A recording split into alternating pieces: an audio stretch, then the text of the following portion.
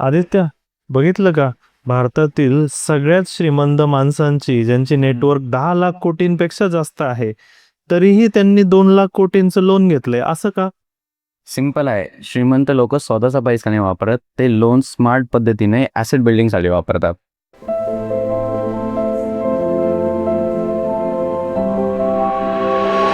Loans म्हणलं की आपला एक माइंडसेट असतो, लवकरात लवकर हे क्लिअर करू आणि चिंतामुक्त होऊन जाऊ.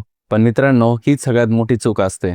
एक लक्षात ठेवा, श्रीमंत लोक नेहमी लोन्सचा ॲसेट बिल्डिंगसाठी वापर करतात. हे कसं, एक सिंपल उदाहरण सांगतो. समजा घर घ्यायचं आहे, बँकने 8% आपल्याला लोन दिला.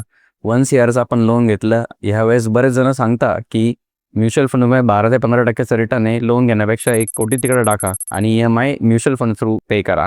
पण यात आपण एक गोष्ट विसरतो की म्युच्युअल फंडमध्ये लॉंग टर्ममध्ये 12 ते 15% रिटर्न्स येतात. तर याला पर्याय काय? सिम्पली फिक्स्ड इन्कम सिक्युरिटीजमध्ये इन्व्हेस्ट करा, जसं की बॅलन्स फंड्स, आर्बिट्राज फंड्स आणि बॉन्ड्स. यातून तुम्हाला 7 ते 10% रिटर्न्स मिळू शकतात. आणि याच रिटर्न्समधून तुमचा EMI जाईल आणि ॲसेट बिल्डिंगही तयार होईल. लोन हे ओझं नाही, तर स्मार्टली वापरलं तर वेल्थ बिल्डिंगचं टूल आहे. असेच स्मार्ट प्लॅनिंग कसे करायचे हे जर शिकायचं असेल तर आजच फॉलो करा.